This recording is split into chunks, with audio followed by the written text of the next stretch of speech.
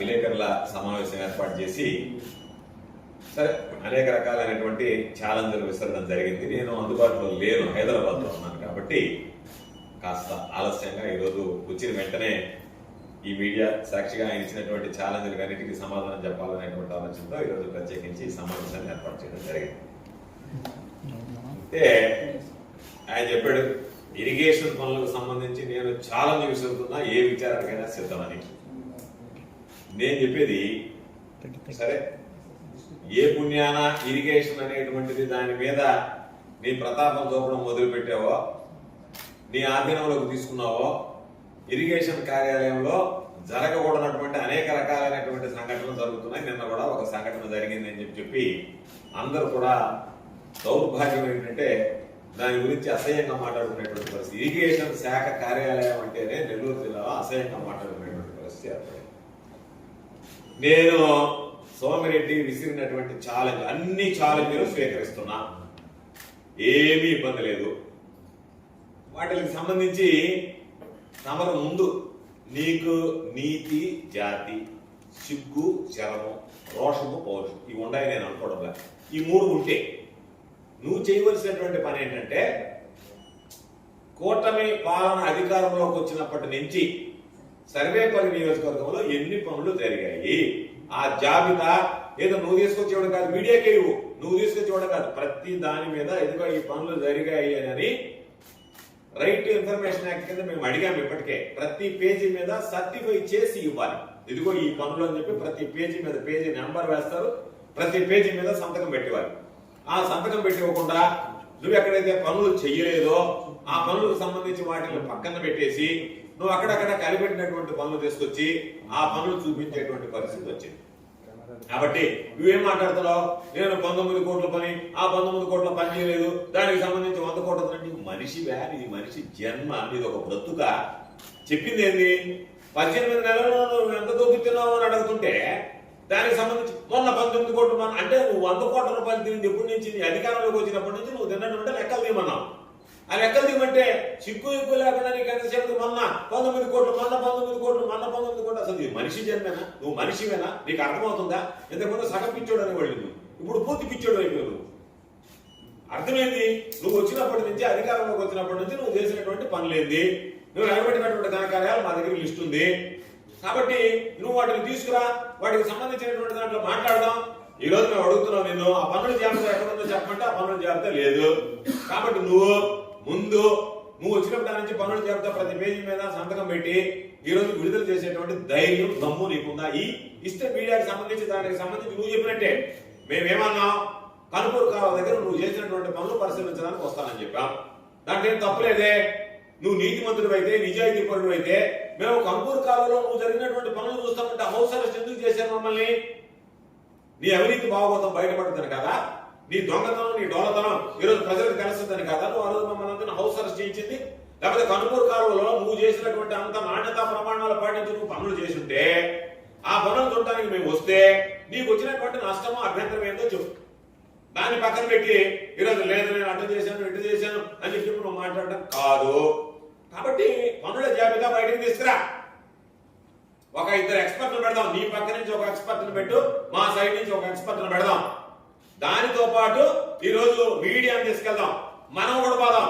ఇప్పుడు ఈ రోజు నువ్వు చెప్పాను నేను పనులు చేశానని, ఇల్లుంది, నేను కనసాయితో చదువుకున్నా, మీ అంత పెద్ద ఇంటర్మీడియట్ లాగా చదువుకోకపోయినా నేనేదో మా తల్లిదండ్రులు ఇంజనీరింగ్ దాకా చదివించారు నన్ను. పోదాం, పోతే నీ దొంగతనం అంతా బయటపడుతుంది. చిగ్గనే ఉండాలి నీ పొత్తుకి, నువ్వు బ్రతుకు. నువ్వు మాట్లాడుతావు అది తీసింది, ఏం తీసింది, నువ్వేమనుకుంటున్నావు? ఇంత క్వాంటిటీ డీసీట్ తీసాను అంటున్నావు. దా పోదాంతా, ఈ రోజు ఇప్పుడు పోదాందా? కనుపూరు కాలువ దగ్గరికి పోయి నువ్వు ఎంబుక్ తీసుకురా, నువ్వు తీసిన డీసీట్ యాడ్ ఉంది చూపించు ఒకసారి. నువ్వు పూడికి తీసి ఆడబెట్టావు, యాడ్ మోసం అనేటువంటి ఒకసారి చూపించు. సిగ్గేనే ఉండాలా? తిన్నప్పుడు దొంగతనం చేసి చంద్రబాబు దగ్గర నేర్చుకున్నా నాయన. నువ్వు అబద్ధం చెప్పిన అతినట్టుకున్నావు. నీకు అబద్ధాలు చెప్పడం కూడా చేత కాకపోయి, దొంగ తినడం, దొంగతనం చేయడం తప్ప మరొకటి చేత కాకపోయి నీకు, నీ బ్రతికట్టాడు, బ్రతికైపోయా. కాబట్టి నేను ఇప్పటికీ చాలా సార్లు నీకు ఛాలెంజ్ చేశాను. నువ్వు ఛాలెంజ్ చేశాను ఏంది, నీ మొహం వాడుకోడు, నువ్వు విసిరింది ఏంది నేను చెప్పా. ఏమన్నా వైఎస్ఆర్ కాంగ్రెస్ పార్టీ హయాంలో జరిగినటువంటి పనులు, నీ హయాంలో జరిగినటువంటి పనుల మీద మీ ముఖ్యమంత్రి గారికి చెప్పి లేఖ రాస్తే సిబిఐ విచారణ జరుగుతుంది. సిబిఐ విచారణ జరుగుతుంది, నువ్వు వాడుతున్నావు కదా. ఏమని ఇదిగో షట్టర్లకు సంబంధించి వైఎస్ఆర్ కాంగ్రెస్ పార్టీ వాడు ఒక్కడు టెండర్ చేసినట్టుగా లేదు వాటిలో పార్టిసిపేట్ చేసినట్టుగా నువ్వు రుజువు చేయి. ఉద్దేశం ఏంది? నువ్వు షట్టర్ పనులు చేసేటువంటి కాంట్రాక్టర్ నిల్చో 10 కోట్లు అడిగా, అయ్యా నేను అంత ఒక 50 లక్షలు ఇస్తాను అన్నాడు. అట్టయితే కాదులో నేను మాట్లాడతాను. నువ్వు మాట్లాడుతా వాడు ఆ రేటుకి రీచ్ అయిన దాకా మాట్లాడతావు. నీ బ్రతుకు అట్లాంటిది, నీ బుద్ధి అట్లాంటిది. నువ్వు పోయి మామూలుగా అందుకే చెప్పా సిబిఐ విచారణ మనం కోర్టులో వేద్దామా, హైకోర్టులో వేద్దామయ్యా. ఈ విధంగా 18 నెలల్లో జరిగినటువంటివి లేదు మా హయాంలో జరిగినటువంటి వాటి మీద పూర్తి స్థాయి మీద మనం విచారణ జరిపిద్దామని నేను మొదటి నుంచి చెప్తున్నా. నీకు నిద్రలేస్తే విజిలెన్స్ డీజీపీ ఆఫీసులో ఏం పని నీకు? ఇక్కడ రాస్తే వాటిని మార్పులు చేర్పులు చేయించి ఇరిగేషన్ మామూలుగా ఏంటి విజిలెన్స్ కానీ ఏసీబీ కానీ ఎవరు కలవకూడనటువంటిది, ఎవరు మాట్లాడకూడనటువంటి కార్యాలయాలు, ఎవరు వెళ్ళకూడనటువంటి కార్యాలయాలు, ఎవరు ఇన్ఫ్లుయెన్స్ చేయనటువంటి కార్యాలయాలు. ఈ రోజు రీజనల్ ఆఫీసర్ గా ఉన్న విజిలెన్స్ ఎన్ఫోర్స్మెంట్ కి సంబంధించి నీకు దమ్ము ధైర్యం ఉంటే నీ కాల్ లిస్ట్ బయటపెట్టు. ఎన్నిసార్లు నువ్వు మాట్లాడావు బయటపెట్టు. నేను ఎప్పుడన్నా మా ప్రభుత్వం ఉన్నప్పుడు తీర్చి ఈ రోజు నీ అధికారం ఉంది. విజిలెన్స్ అండ్ ఎన్ఫోర్స్మెంట్ వాళ్ళతో కానీ ఏసీబీ వాళ్ళతో కానీ నా ఫోన్ కాల్ నుంచి కానీ నాకు సంబంధించినటువంటి వ్యక్తుల ఫోన్ కాల్ ద్వారా కానీ ఒక్క కాల్ నువ్వు రుజువు చేయి. నీకు ధైర్యం ఉంటే రుజువు చేయి. నువ్వు మనిషి జన్మే అయితే రుజువు చేయి. కాబట్టి ఈరోజు నువ్వు విజిలెన్స్ ఏంది? విజిలెన్స్ నీ బొంద ఏంది? విజిలెన్స్ పాత పనుల మీద నువ్వు దొంగ బిల్లులు తినేస్తావు. ఇప్పుడు కొత్త పనులు వేసుకొని ఇంక విజిలెన్స్ వాడు ఏం విచారణ చేస్తాడు? వచ్చి వాడు కాపాడుకుంటున్నారు చూడు. ఏమని ఇదేందయా పనులు చూడమంటుండే, ఇదే పనుల మీద నేను దొంగ బిల్లులు భోజనం చేస్తుండే. ఆ పనుల మీదనే ఆ పనుల మీద దొంగ బిల్లులు భోజనం చేస్తే ఏది రాయాలి అర్థం కాకపోయి అది రాయాలా ఇది రాయాలా? రాస్తే నీ దొంగ బిల్లుల గురించి రాయాలి, పనులు చేయకుండా నువ్వు చేసిన దొంగ బిల్లుల గురించి రాయాలా? కాబట్టి నేను ఎందుకు సిబిఐ అంటున్నానంటే నువ్వు విజిలెన్స్ లో పోయి మాట్లాడతావు, సిబిఐ దగ్గర పోయి మాట్లాడను కూడా ఎగిసి తంతాను. నేను మాట్లాడుతాను మామూలు కూడా కాదు. అడవేదన నువ్వు ఇట్లా అయింది అట్లా అయింది అని అన్నావు అనుకో, విచారణ విజిలెన్స్ లో రాయమన్నట్టు నెల్లూరు ఆరు గురించి మాట్లాడినట్టుగా నువ్వు పోయి సిబిఐ మాట్లాడాను వాళ్ళు ఎగిసి తంతారు. ఏం పడరా నీకు మా దగ్గర, నువ్వు ఎందుకు వస్తున్నావు మా ఆఫీస్కి అని చెప్పి. ఇక్కడైతే నేరుగా డీజీపీ దగ్గరికి పోవడం, డీజీ దగ్గర కూర్చోవడం, ఇక్కడ పోయినటువంటి రిపోర్ట్స్ ఏ విధంగా మార్చి రాయాలని చెప్పి మార్చి రాయించడం కాదు. కాబట్టి నేను చెప్పా నీకు ధైర్యం ఉంది, నువ్వు వస్తావు. సిబిఐ విచారణ లేదు కాణిపాకం పోదాం. ఎందుకంటే ఇక్కడ దేవాలయం అంటే ఎవరో చెప్పారు వాడు ఏమన్నా ఏడు దేవాలయం రమ్మంటే వాడు ఏడకైనా వచ్చి చేస్తాడు అమలు ప్రమాణం. అందుకని కాణిపాకానికి రమ్మని చెప్పారు. అందుకని కాణిపాకం వినాయకుడి దగ్గరికి నువ్వు ప్రమాణానికి సిద్ధపడి వస్తావా? దానికి సంబంధించి ఈరోజు నీకు సిగ్గేనే ఉందా? ఏం మాట్లాడుతున్నావు మీడియా ముందు? ఎఫ్డీఆర్ పనులు 30% కూడా కాదు. ఎఫ్డీఆర్ పనులు ఎందుకు దరిద్రుడా? 30% కాదండి. ఏంది ఈరోజు నీళ్లు వదిలితే నీళ్ళలో కలిపెట్టి బిల్లులు చేయించుకుంటావా? ఎవడన్నా నీళ్లు వదిలిన తర్వాత ఇరిగేషన్ పనులు అత్యవసర మరమ్మతులకు సంబంధించినటువంటి నిధులు ఓఎన్ఎం కానీ ఎఫ్డీఆర్ కానీ నీళ్లు వదలక ముందు చేసే పనులు, నీళ్లు వదిలిన తర్వాత ఆ నీళ్ళలో కలిపెట్టి అమలు చేసుకుని దొంగ బిల్లులు చేసుకుంటా.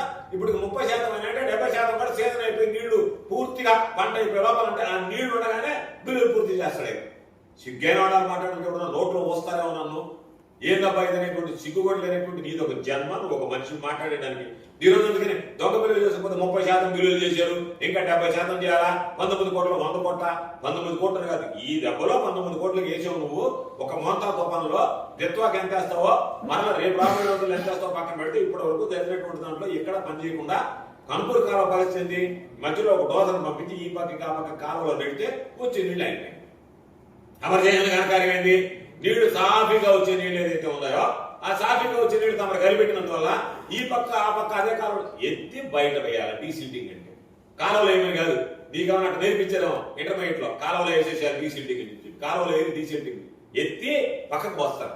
అది ఇంజనీరింగ్.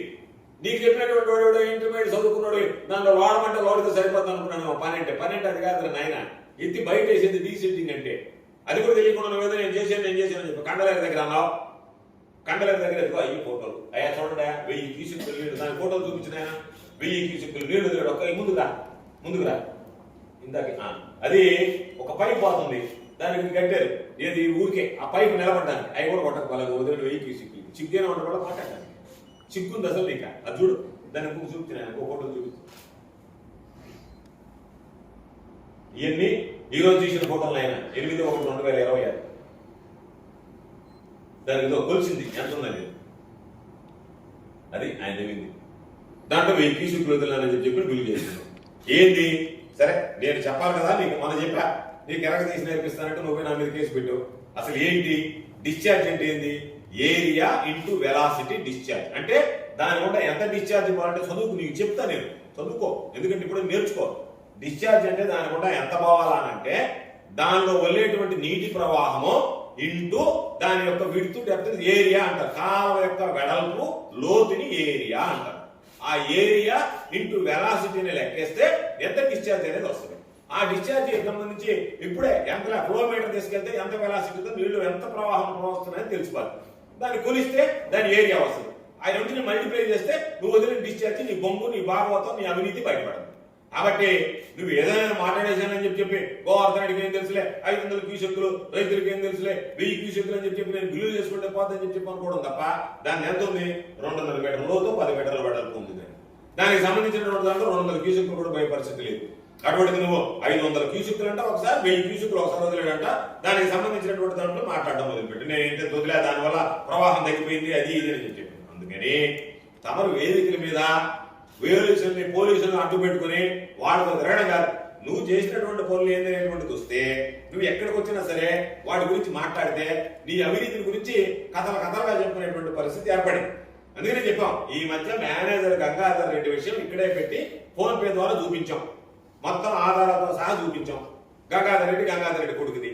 ఆయన ఒక వివరణ ఇచ్చాడు. నేను సోషల్ మీడియాలో చూసా. మా కొడుకు కన్సల్టెంట్, ఆయన బిల్లులు చేస్తుంటాడు. ఆ బిల్లులు చేసినప్పుడు ఆయన చేసేటువంటి డబ్బు పొరపాటు నా అకౌంట్లో పడుతుంది. మా అకౌంట్లో పట్టడం లేదే.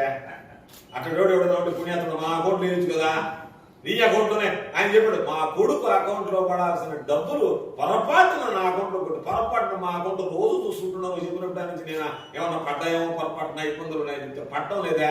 నీకు సోమరెడ్డికి ఎందుకు పడుతున్నాయంట? కొడుకుడు పడాల్సిన డబ్బులు అబ్బదారిలో పడుతున్నాయంటే అది ఊరు పడుతుంది. అబ్బ కొడుకులుగా ఉండే సోమరెడ్డికి పడుతుంది. ఈరోజు గంగాధర్ రెడ్డి చెప్పడం మాకు పడుతుంది. మిగతా వాడికి ఊరు పట్టాలి. అందుకని నీ దగ్గర సోమరెడ్డి దగ్గర ట్రైన్ అయినావు కాబట్టి మరి నాయన అంతా నీ మీద వేసుకోకూడదు, కొంత నీ మీద వేసుకోవాలి, కొంత నీ కొడుకు మీద వేసుకోవాలి. నన్ను చూడు, నేను కొన్ని పనులు ఏం చేస్తాను, కొన్ని పనులు నా కొడుకు చేస్తాడు. కాబట్టి అవినీతిలో కూడా మేమిద్దరం బాగా చేస్తాం. కొంత అవినీతిని ఏం చేస్తాం, కొంత అవినీతి మా కొడుకు చేస్తాడు. కాబట్టి ఇప్పటి నుంచి నేను ట్రైన్ చేశాను కాబట్టి మీ బిడ్డను కూడా ఈ విధంగా ట్రైన్ చేయను అని చెప్పి అబ్బా కొడుకులు ఇద్దరు కూడా ఈరోజు వాటర్ పరిస్థితి ఏర్పడింది. కాబట్టి ఇవన్నీ వద్దు, ఈ కథలన్నీ వద్దు. నువ్వు తెలిసి రాసావో తెలియదు రాసావో నేను ఆ లెటర్ చూస్తే ఎవడు సోమరెడ్డి డిక్లేర్ చేసినట్టు వాడు చదువు సందేహాన్ని అనౌన్స్ చేసినట్టు. ఎందుకంటే సర్వీస్ రూల్స్ ఉంటాయి, సర్వీస్ నిబంధనలు ఉంటాయి. నీ కొడుకు నిజంగా కన్సల్టెంట్ పెట్టి ఉద్యోగం చేసినా ఆ ఉద్యోగం చేస్తే అయ్యా నా కొడుకు ఇదిగో నేను డీల్ చేసేటువంటి క్లయింట్ల దగ్గర మా కొడుకు ఉద్యోగం చేస్తున్నాడు, వ్యాపారం చేస్తున్నాడు, కాబట్టి దానికి సంబంధించి ఇదిగో ఇవి సపరేట్ అని చెప్పి సర్వీస్ రూల్స్ ప్రకారం ముందు నువ్వు డిక్లేర్ చేయాలా. ఏమీ లేకుండా ఆ విధంగా ఎత్తుకుంటే ఏసీబీలో పట్టుకున్నాడు అలా ఇక్కడ నాకు అప్పు ఇవ్వాల్సి ఇచ్చినాడు చెప్పడా దొరికేది ఏమన్నా. ఏసీ వాడికి ఒక్కడు కూడా దొరకడు అధికారి. ఏం చెప్తాడు? అయ్యా ఆయన నాకు అప్పు ఇవ్వాలా, ఆయన నేను అప్పించాను, లేదా నేను ఆయన అప్పు అడిగాను, ఆయన అప్పిస్తానని చెప్పి మోసం చేశాడు ఏదో ఒకటి చెప్తాడు. అది కాదు జరిగినటువంటి దాంట్లో నీ అకౌంట్ లో ఫోన్ పేలో పడ్డప్పుడు వాళ్ళు క్లియర్ గా డిస్క్రిప్షన్ కూడా రాస్తారు. ఎస్డిఎంఎఫ్ పేమెంట్, ఇది 3 బిల్స్ కి సంబంధించినటువంటి పేమెంట్ తాలూకు డబ్బు అని చెప్పి. ఇంకా మీరు బుకాయించేటువంటి పనులు రకరకాలుగా మాట్లాడేటువంటి పనులు దయచేసి సోమిరెడ్డి డైరెక్షన్ లో చెయ్యొద్దు అని చెప్పి నేను కోరుతున్నా. ఈరోజు చెప్పాడు, ఏమని చెప్పాడు? గోవర్ధన్ రెడ్డిలు కరోనాలో పెట్టాడు. నేను ధైర్యంగా చెప్పా, కరోనాలో నేను ఏమి సేవలు చేశానో, నా డబ్బు ఎంత ఖర్చు పెట్టుకున్నానో, ఏ విధంగా చేశాను అనేటువంటిది ప్రజలకు తెలుసు, పైన భగవంతుడికి తెలుసు, నాకు తెలుసు. నీ సర్టిఫికేట్ నాకేం అవసరం లే. ఇలాంటి పుండాపూర్ సర్టిఫికేట్ నేను తీసుకోను, నువ్వు చెప్పినంత మాత్రం నాకు ఆ సర్టిఫికేట్ అవసరం లే. అయితే నీ ఇల్లు అలీపురంలో ఉండే నీ ఇల్లు ఏ విధంగా కట్టావు అనేటువంటిది నేను నోరు తెరిస్తే నాకు సంస్కారం అడ్డం వస్తుంది. ఏటువంటి గలీజ్ పనులతో ఇల్లు కట్టావు నువ్వు, ఆ ఇంట్లో ఎటువంటి కార్యక్రమాలు నిర్వహించావు అనేటువంటిది నేను మాట్లాడితే నీ కళలో నీళ్లు కాదు రక్తం కారుతుంది, గుర్తుపెట్టుకో. దాన్ని బీ హౌస్ అంటారు. దాన్ని నువ్వు కట్టినటువంటి ఆ ఇంటిని ఇంగ్లీష్ లో బీ హౌస్ అంటారు, గుర్తుపెట్టుకో. ఎలా కట్టారనేటువంటి చెప్పాననుకో తట్టుకోలేవు, చచ్చిపోతావు ఆత్మహత్య చేసుకుని. అటువంటి పరిస్థితి ఏర్పడింది నీకు, గుర్తుపెట్టుకో. ఎందుకంటే నువ్వు అన్నావు కాబట్టి నువ్వు కరోనా హౌస్ నీ ఇంటి చరిత్ర తెలియదు, నీ ఇంటిలాగానే అందరు బతుకుతారు, నీలాగానే అందరు బతుకుతారని చెప్పి అనుకోవడం నీ యొక్క బుద్ధి తక్కువతనం ఉన్నట్టు పెట్టుకోను. మాట్లాడితే ఏమంటావు? ఆయన కొవ్వు కొరికి వచ్చినాం కాబట్టి నీలాగా ఎయిడ్స్ పేషెంట్ ఉండాలా? ఉండాలా? సిగ్గుమాలోడా నువ్వు ఎయిడ్స్ తప్పుంటుంటే నీలాగా అందరు లేరని చెప్పి అందరు కొంచెం బాగుంటే ఆయన లావు అయినాడు నువ్వు తిన్నటువంటి నీలాగా ఎయిడ్స్ బుద్ధులు ఎయిడ్స్ అలవాటు మాకు లేవు కదా. అందుకని నీలాగా బికారు అలాగే ఎయిడ్స్ పేషెంట్ లాగా ఎవరు ఉంటారు? ఎస్, కొవ్వు ఎగినప్పుడు మామూలుగా ఆరోగ్యంగా ఉండాలనుకున్నాం, నేను అనుకుంటా పోరాడాలనుకున్నప్పుడు అంటే ఉంటాం. కానీ నీలాగా ఎయిడ్స్ తెగించుకున్నట్టుగా, ఎయిడ్స్ ఉన్నట్టుగా, ఆ ఎయిడ్స్ తో పోడుకున్నట్టుగా నువ్వు చూపించుకొని ఉంటావు. ఇప్పటికే ఏదైనా వైద్యం తీసుకుంటున్నావు తెలియదు. కాబట్టి మాట్లాడితే అది నీ క్యారెక్టర్ ఏంది, నీ అవినీతి ఏంది, నీ క్యారెక్టర్ ఏంది? సంసారాలు ఎవరన్నా నేను నీళ్ళలో రాణిస్తారా? బయట కదా పెడతాను, నేను బయట ఉంటాను, ఆయన మాట్లాడుస్తానని చెప్పి నీ బ్రతుకు ఎట్లాంటిది అనేటువంటి దాని గురించి తెలియదా? కాబట్టి ఈరోజు ఒకటి చెప్పాడు, ఒక తెలుగుదేశం వాడే చెప్పాడు, నవ్వు వచ్చింది. ఎప్పుడు లేదు ఇక్కడ ప్రసిద్ధ పుణ్యక్షేత్రాలు గోలగమూడిను కశ్మూరు ఆడ డైమండ్ డబ్బా ఆడుతున్నారంటే ఆవిడ శ్రీనివాస మాన్ దగ్గర డైమండ్ డబ్బా ఆడించేవాడు ఎమ్మెల్యే ఆడకుండా ఎట్లుంటారా? వాడు శ్రీనివాస మాన్ దగ్గర అదే పని కదా, వాడికి డైమండ్ డబ్బా ఆడించడమే కదా. అటువంటి వాడికి ఎమ్మెల్యే పదవి వస్తే ఎక్కడ డైమండ్ డబ్బాకి అవకాశం ఉంది, ఆడు ఎందుకు కదా ఆడిస్తే డైమండ్ డబ్బా అని చెప్పి మాట్లాడాడు. కాబట్టి నేను చెప్పేది, నువ్వు అన్నావు ఏమన్నావు, పిహెచ్డియా వంకాయ పులుసా అన్నావు. అవును, నేను పిహెచ్డియా వంకాయ పులుసు పక్కన నీకెంత చదువుతుంది దరిద్రుడా? నువ్వు నిద్రలేసి ఏం చేసేవాడివి? ఆ ఇంటర్వెల్ వచ్చినప్పుడు ఉదయం అంతా బయట తిరిగి ఇంటర్వెల్ సమయానికి వస్తుంది, అక్కడికే పాప మాడిపెట్టి మంచిగా తాగని బయటకు పోతే వాడు పుస్తకాలను తీసుకుని ఛానల్ బెల్లానికి వేసి వస్తుంది. నీకు ఎట్టొస్తుంది చదువు? ఎట్టొస్తుంది నీకు చదువా? ఎట్టొస్తుంది చెప్పు? నువ్వు ప్రమాణం నేను శనగల బెల్లాలకి నా తోటే ఉండే పిల్లకాయ పుస్తకాలు తీసుకొని అంగడి వేయలేదని చెప్పు. నీ బొతుకట్టాడు అయిపోయా. నువ్వు ఎంతసేపటికి నీ బొతుకులాగానే శనగలు బెల్లాలు తిన్నట్టే అందరూ ఉంటారు అనుకుంటే అందరూ అట్లా ఉండరు సోము. అందరూ కొంచెం బాగుండేవాడు ఉంటారు. నీలాగా శనగలు బెల్లాలు తిని దానికి పురుగుల పుల్లలు తీసుకున్నాడు. ఏరు బుద్ధి తక్కువ తెచ్చుకో. నువ్వు కాకపోతే దొంగ కాబట్టి చిన్నప్పటి నుంచి ఆ దొంగ పనులు చేసే అలవాటు ఉంది కాబట్టి అదే దొంగ పనులు అందరూ చేస్తారనుకుంటే నీలాగా పిహెచ్డి వంకాయ పులుసు ఉంటుంది. నువ్వు తినేది వంకాయ పులుసే, పులుసు తినేవాడు నువ్వు, పులుసు మీద మమకారం ఉండేటువంటి వాడు. అందుకే నేను ఏమంటారు ఎవడన్నా, ఎవరు సోమరెడ్డి అంటే పాత రోజులు ఏమనేవాడు తెలుసు, నా కొత్త కాలం సోమరెడ్డి అని తెలుసు నీకు. నీ కేరాఫ్ ఎక్కడ ఉన్నాడు సోమరెడ్డి అంటే కొత్త కాలం దగ్గర ఉన్నాడని పేరు. అందుకని నేను ఏమనేవాళ్ళు చాలా మంది అంటే ఇప్పుడు కొత్త కాలం సోమరెడ్డి అనేవాడు. కాబట్టి నీకు అంత ఘనచరిత్ర కలిగినటువంటి వాడివి, నువ్వు సంబంధించినటువంటి దాంట్లో నువ్వు కానీ నీ పనులు నువ్వు కానిస్తున్నావు పని. కానీ గ్రావెల్ ఈ రోజు పోదాం నాగంపట్టు వారి కంటి దగ్గర ఏ విధంగా గ్రావెల్ దోచుకున్నావో, ఏ విధంగా మట్టి దోచుకుంటున్నావో నేను అంతకుముందు చెప్పా. ఇసుకకు సంబంధించి ఎంతమంది చంపేసేపటికి నీ ఇసుక దానికి ఎంతమంది చచ్చిపోయాడు. ఒక సోరాయపాడంలోనే 100 కోట్ల రూపాయలకు సంబంధించి ఇసుక అవినీతి అని చెప్పా. పాపం ఒక ఎస్టీ దాంట్లో పడి చచ్చిపోయాడు వాడు. పాపం డ్రెడ్జింగ్ వాడు ఒకరోజు పాపం యాక్సిడెంట్ వాడు చచ్చిపోయాడు. కాబట్టి తమ పనులు తాను నిరంకాటంగా చేస్తున్నారు. శివాలయం భూములు నేను 15 సెంట్లలో అంటే శివాలయం భూమి 15 సెంట్లు దొంగతనం కదా, తినడం కదా. ఆ లేఅవుట్ దగ్గర నేనేమన్నాను, ఒక నాయన శివాలయం భూములు తినబాక మంచిది కదా, అది దేవుడిది. ఆ సొత్తు దేవుడికి ఏదైనా ఉంటే లేఅవుట్ దగ్గర తీసుకుని ఆ కోటి రూపాయలు వెనక పారేసి ఆ డబ్బు ఆ భూమి మీద శివాలయానికి ఇచ్చేయమంటే నా మీద కేసు పెడితే అదేమంటే శివాలయం భూములు ఎంత అన్నాడని. నువ్వు పామాయిల్ ట్యాంకర్ మొన్నటిదాకా ఉండిందాడ ఎడ రోడ్డు పక్కన ఆ దొంగలు చుట్టూ తిరిగి దొంగలేసి కొట్టు పాపం చేసుకోలేదని యాక్సిడెంట్ అని చెప్పి దోశారు. మొన్న ఆ తుఫాను అది కొట్టకుండా ట్యాంకర్ లేదు, లేకపోతే ఆడ కనపడుతుంది. అది ఎట్టపోయింది నేను ట్యాంకర్ అని ఎత్తకపోయింది అని మొత్తం కొట్టకపోయింది పాపం. అది మొన్న వర్షానికి ఏం చెప్పి మన తుఫానికి నీ బుద్ధి నీ బొతుకు ఎట్లాంటిది, లేకపోతే నువ్వేమన్నా దోషేమన్నా అనుమానం నాకు. ఆ వర్షంలో ఎవరు చూడరు కదా, దోషపరిటారు దోషు దారిని వాళ్ళందరూ చూసి నన్ను గురించి మాట్లాడుకుంటున్నారని చెప్పి దోషం తెలియదు. ఆ పామాయిల్ ట్యాంకర్ అసోసియేషన్ పెడితే ఆ లోకల్ గా ఉండేటువంటి వాళ్ళ సరే ఇబ్బందులు పడుతుండ్రి అన్ని రకాలైనటువంటి. నేను చెప్పేది నువ్వు లాస్ట్ కి ఎంత దరిద్రుడా. కృష్ణపట్నంలో వేణుగోపాల స్వామి దేవస్థానంలో 3 కోట్ల రూపాయల టెండర్లు పిలిస్తే ఆ 3 కోట్ల రూపాయల టెండర్ కి 10 మంది వేస్తే టెక్నికల్ బిడ్ ఓపెన్ అయితే ఫైనాన్షియల్ బిడ్ ఓపెన్ చేస్తే నీకు రావాల్సిన 10% ఏదైతే ఉంది. ఎందుకంటే కాంపిటీషన్ ఉంది, దేవుడి డబ్బులు వెంటనే చెల్లింపులు జరుగుతాయి. రూపాయికి 2 రూపాయలు నువ్వు ఎస్టిమేట్ వేయించావు కాబట్టి దాని దగ్గర నీ డబ్బులు రాలేదని దేవుడి డబ్బులు కాచిపడి ఆ టెండర్లు ఓపెన్ చేయకుండా ఆపిస్తావా? ఎవడన్నా కడుపుకు కూడి తినేవాడు నువ్వు ఏమి తింటున్నావు నాకు తెలియదు. కడుపుకు కూడి తినేవాడు ఎవడన్నా ఈ పనులు చేస్తాడా? దేవుడు సొత్తుకి ఎవరన్నా పాల్పడతారా? చివరికి రైల్వే భూముల్లో సంబంధించినటువంటి గ్రామాలు కూడా అమ్ముకుంటువి. ప్రజలాస్తి, ప్రభుత్వం ఆస్తి, దేవాలయం ఆస్తి, రైల్వే ఆస్తులు కూడా లాస్ట్ కి చివరికి అమ్ముకునేటువంటి పరిస్థితికి వస్తుంది. నీతో బ్రతుకురాలను వల్ల నీరు అని చెప్పారంటే పాపం ఎవరు భయపిస్తావు నువ్వు? నువ్వు భయపడాల్సింది మనం చూసే నేను. అబ్బా పులివేషం వేసి తొడ తట్టే జబ్బలు జరిచే అంటాడు మాట్లాడితే ఊగిపోతాడు, ఏడపడిపోతాడు అనుకున్నా నేను. అసలు ఆ ఊపుడు కోనకు వచ్చినట్టు ఊగినట్టు అసలు ఆ తొడ తట్టిగా తట్టుకోక నాయన నువ్వు మామూలుగా పక్కడు మన దగ్గర ఫ్రాక్చర్ ఇచ్చారు చిన్నంగా తట్టేటప్పుడు మన చప్పలు గింపులు గీస్తాయి ఫ్రాక్చర్ అయితే మళ్ళీ ఆతపిల్లకి దగ్గరికి పోతే నడవలేవు కథలో ఇప్పటికీ ఇద్దరు మనుషులు పట్టుకొని ఈ పక్క ఒకరు పోతున్నారు. చిన్నంగా చదువు గట్టిగా చదువుకోబాక. ఎందుకంటే ఈ కోడి కాళ్ళు ఉన్నటువంటి ఒకదాని మీద గట్టిగా నిలబడలేవు. అదేమంటే నీ కాలు ఒక కాలు మీద నిలబడితే ఒక కాలు బ్యానం చేయాలి. నువ్వు మళ్ళీ ఏదో అమ్మ కూడా ఎరక తీసుకొని మాట్లాడుతున్నావు. పెద్ద చిగ్గు లేకుండా చిగ్గు మళ్ళీ. ఈ రోజు సిఎస్ఆర్ గురించి నేను చూసా. ఎవడన్నా ఈ రోజు చేసే పనుల గురించి మాట్లాడుతున్నావు. నీ బతికట్టేది ఎప్పుడో చేశాను మా తాతలు లేదు నూతులు లాక్కున్నట్టుగా ఎప్పుడెప్పుడో మనం సోషల్ మీడియాలో పెట్టుకుంటాం. ఈ రోజు చేసిన పనులు చెప్పు, ఈ రోజు చేసిన పనులు ఏదన్నా చెప్పకుండా తమ ఈ మధ్య కొత్తగా మాట్లాడుకు మొదలుపెట్టాడు. ఏమనంటే CSR corporate social responsibility funds. నీకు సిగ్గుంటే నీకు శరం ఉంటే సిఎస్ఆర్ ఫండ్స్ ఎవరు ఇస్తారు? దరిద్రుడా. ఎవరిచ్చే సిఎస్ఆర్ ఫండ్స్? ఎవరిస్తారు సిఎస్ఆర్ ఫండ్స్? సిఎస్ఆర్ ఫండ్స్ అనేటువంటిది ఇచ్చేది ఎవడైనా కంపెనీ కలెక్టర్ గారికి కడతాడు. ఆ కలెక్టర్ గారు వాటిని విచారించి సిఎస్ఆర్ ఫండ్స్ కేటాయిస్తారు. నేనున్నా నా టైంలో పనిచేసా, ఏదైనా ₹1 నేను నేరుగా సిఎస్ఆర్ ఫండ్స్ దగ్గర ఖర్చు పెట్టించానా? నువ్వేం తెలిసేపటికి ముత్తుకూరులో స్టేడియం అంటివి, ఆ మంది చూస్తవి. ఆ కృష్ణపట్నం పోర్టు వాళ్ళు ఏమన్నారు, అయ్యా మేము స్టేడియం కట్టడానికి సిద్ధం, అయితే మేము కడతాము అన్నా. అంతే కదా, వాస్తవం కదా.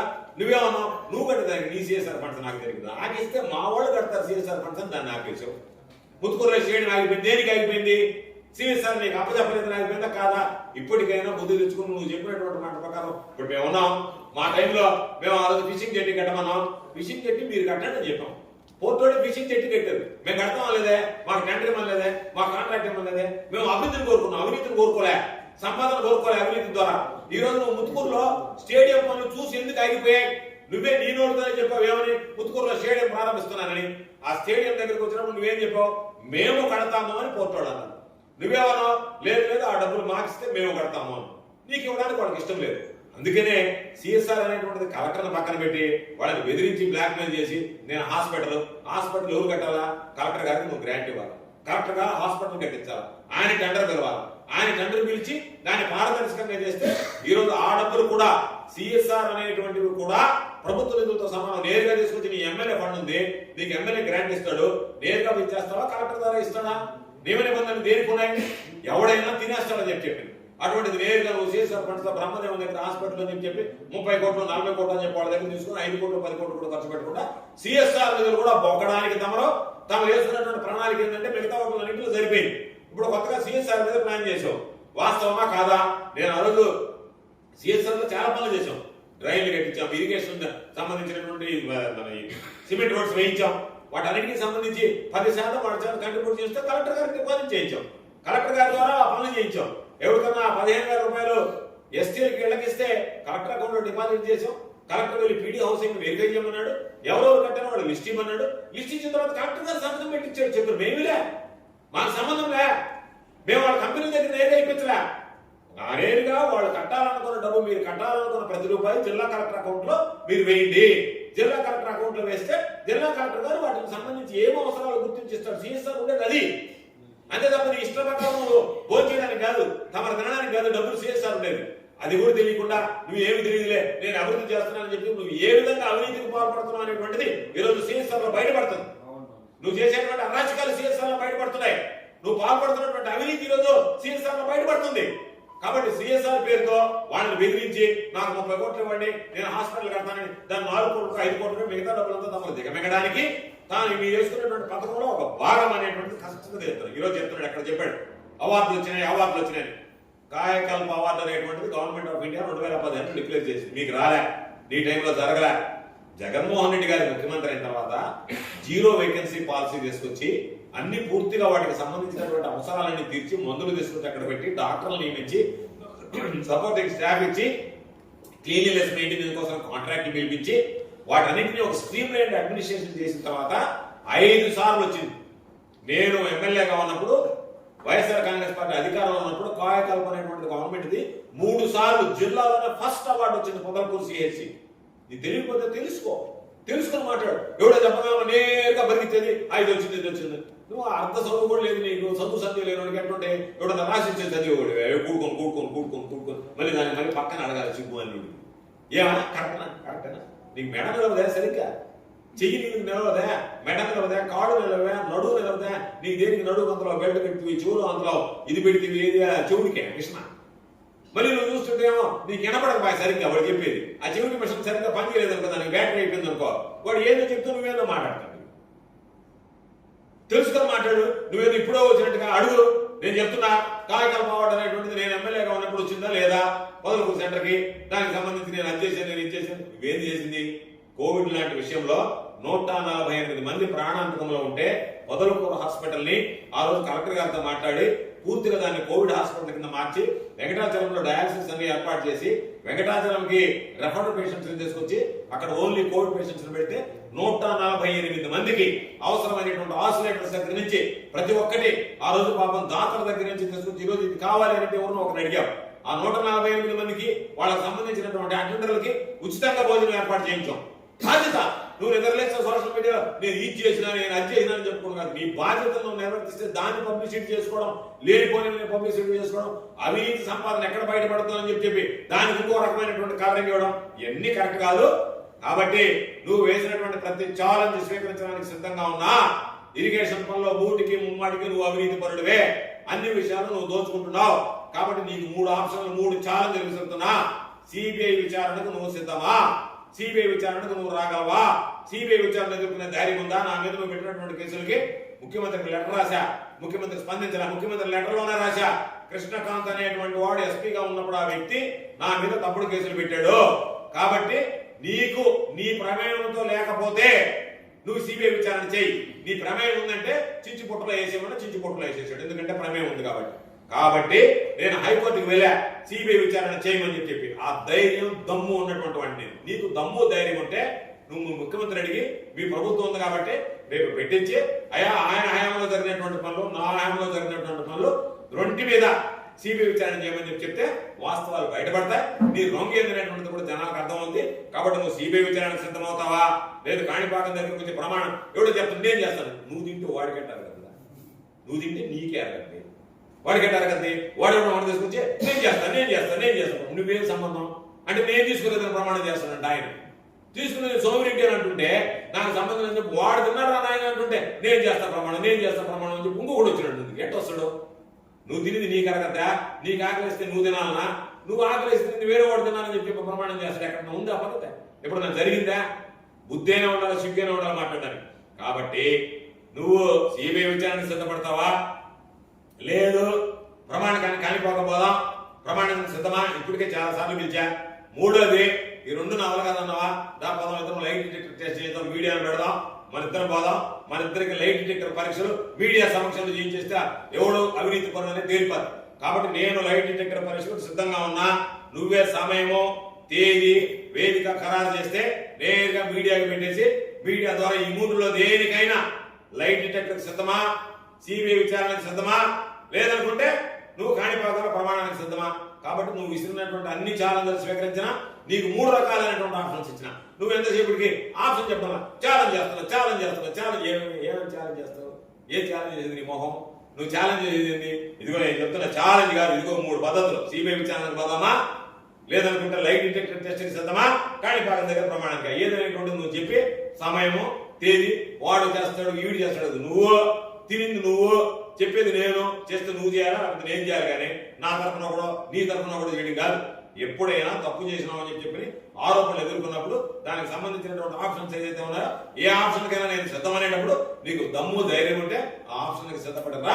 అది నిజమైనటువంటి ఛాలెంజ్ అవుతుంది తప్ప నేను ఊర్లో లేనప్పుడు మైకుల ముందు వచ్చినట్టుగా ఊరిపోయి ఏడ కింద పడిపోతాడు నాయన అని చెప్పి అప్పుడు అంబులెన్స్ పిలిపించి పెట్టారంట. బయట కాబట్టి పడిపోతే ఆసుపత్రికి కలిసి పడిపోతే నా ఆపించు